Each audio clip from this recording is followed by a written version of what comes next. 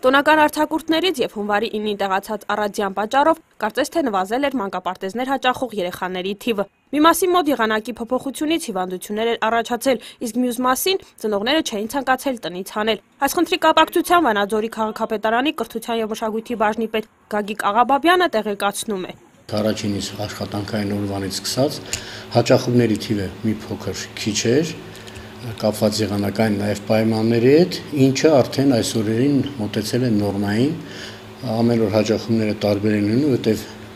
երեխաների կամ հիվանդության պատճառով, կամ ծնողի ոչ ցանկության պատճառով, կամ եղանակի պատճառով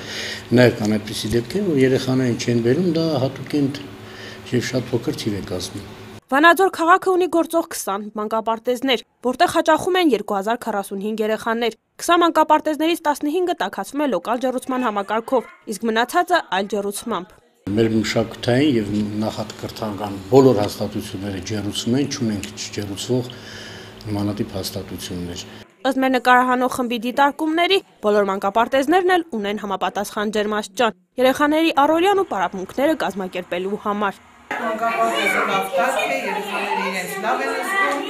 սենյակում ջերմաստիճանը այս պահին դուք էլ նկատեցիք 22 աստիճան է։ Լիան Ներկարարյան, Կամո Ծատուրյան, Լոռի հեռուստաընկերություն։